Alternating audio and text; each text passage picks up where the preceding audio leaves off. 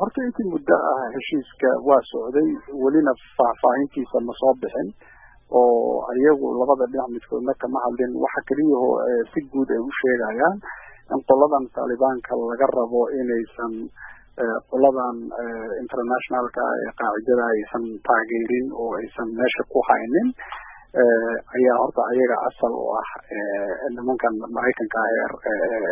arrinta raba Mareykanka qoladan kalena waxay rabaan in ay ka baxaan ciidamada Mareykanka meesha marka horta labada qolo ay kala dalbanayaan waaweyn waa labada qodobka ay Talibanku dalbanayaan waa in ciidamada Mareykanka dalka baxaan qodobkan ay qoladan rabaan waa inaysan noqon meesha meel looga soo duulo oo nimanka international caalamiga ah aysan uga soo duulin labada qodob hadda banaanka yaala wixii inta ka badan waxaa kamid ah in xoogaa hoos loo dhigo dagaalada waxaa kaloo aakhirka la rabaa in ay maaragtay qoladan Talibantu aakhirka wada hadal la galaan dawladda meesha ka jirta marka runtii meel adag ayay arrintu maraysaa oo qolada dawladda Mareykanka waxay rabaan marna inay la heshiiyaan ciidamadooda ka saartaan meesha marka kalena waxay rabaan inay dawladdii ay dhiseen ay 19 sano nolosha ku ilaalinayeen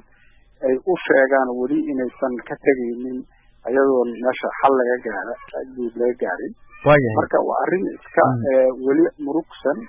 laakiin horukac waa la dhigi karaa in yani wada hadalkii maanta heshiiskii ugu horeeyay oo la saxiixa u dhala waayo heshiiskan waxa la leeyahay waxa uu wadada u xaari doonaa in ugu dambeyntii ay ciidanka Mareykanka iyo kuwa kale ee isbahaysiga NATO qaybta ka ah ay ka baxaan Afghanistan marka waxaan ognahay in ku dhawaad 18 sano muddo maaragtay ah ay dagaalo u dhaxeeyay dhinaca Mareykanka iyo xulafadiisa iyo Taliban ay ka socdeen marka haddii ay dhacdo in heshiiska madambaysta ah la wada gaaro oo ciidamadana ay ka baxaan halkaasi maxaa macnaha u sameynaysaa Mareykanka iyo dhinaca kale Mareykanka Trump waxyaalihii oo ballan qaaday nin fuliyay ayuu noqonayaa oo waxa dhici karta waxa uu yiri ciidamada gurigan keena oo soo celinaya waxay ahayd ballanqaad weyn oo doorashada ka caawin kara marka waa arrin oo dadka taageerayaashiisa macna u sameynaya in ciidamadii banaanka laga keenayo runtii waxa kaloo keenaya oo Mareykanku yaqiinsaday dagaalkani hadduu iska sii socdo inaanay sidii Vietnam oo kale ay noqon karto oo aysan iyagu ku jabaan oo dadku sii waayaan mooyaane aysan natiijo ka keenaynin marka waxay aqbaleen inay iska soo gabagabeeyaan dadkan iska xiraan dhinac siyaasad ahaan u anfacaya Mareykanka dhinacna waxa waaye military ahaan ay dadkooda u badbaadsanayaan qoladan Talibantu ilaa xad waxa iyagu runtii la yaab ku noqotay cid walba inay 19 sano ay wali dagaalkii wadeen oo ay la dagaalamayeen haddana aysan ahayn noqonin sida xarakaadka kale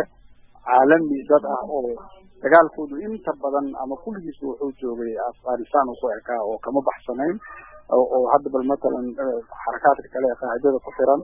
dalal kale ku weeraraan ama danaha Mareykanka ee meel kale ku raadsadaan laakiin qoladaani waxay muujiyeen inay yihiin qolo loo kala oo arrintoodu ay ku salaysan tahay dalkaas Afghanistan inay xukunkiisa wax ka yeeshaan aragtidiisana wax ka yeeshaan ay xaq u leeyihiin xoog ahaana ay muujiyeen 40% ayay haystaan hadda ay military u maamulaan dawladii meesha joogtay hadii 200,000 askari loo tababaray oo intaasoo bilyan oo dollar la geliyay wali way ku dhici weysay inay ka adkaato marka runtii labada qolaba waxay u tahay wado ayaguna de kuwan hadda Afghanistan nimankan diyaaradaha wata qalabka casriga wata kama adkaan karaan laakiin dagaalkay aad u dheereyn karaan oo dhiig bax badan ay imaanaya waxa soo dhan loo soo gabagabeeyo wadadaas ay isla qaateen labada qolo waxaana aaminsanahay inay yani wadooyinka dagaalada noocaan ay ku dhamaadaan midda loogu ugu badan ay tahay oo looguna yani horeyna loogu isticmaali jiray xarakaad walaa waa argagixisay inta la yiriyaa la heshiiyay ayagu uma horeeyaan waayahay marka haddii Mareykanka iyo Taliban oo la dhihi karo dagaalo culus ayaa dhex maray muddo 18 sano ah ay heshiiyeen tusaale ma u noqon kartaa arrintan in al-shabaab iyo dawladda Soomaaliya ay heshiiyaan wallahi de anu waxaan kamid ahaa intii muddaa dadka qaba inay iyadoo madaxda Taliban iyo qoladani aysan heshiiskooda aan balla warhaynin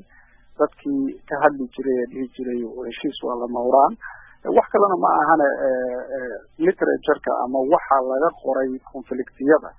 ayaa waxaad ka arkaysaa laba mid inay ku dhamaadaan in qolo laga adkaado oo lagu durduriyo oo hubka laga dhigo oo la shacbiyeeyo iyo in labada qolo ama qoliyaha markaa ishaya ay heshiis galaan haddaan midii hore dhicin oo la isku dayay waxaa qasab noqonaysa midda kale marka aniga ilaa 2012 dadkii wax ka qoraya aaminsanaa inayna huri doonin in arrintan ayaga ah heshiis lagu dayo heshiiskaas habka loo galaayo iyo waqtiga la galaayo iyo cidda lala galaayo waxaasoo dhan waa wax detail oo laga doodi karo laakiin mabda'a ah in la galo aniga dadku qanacsanaan kamid ah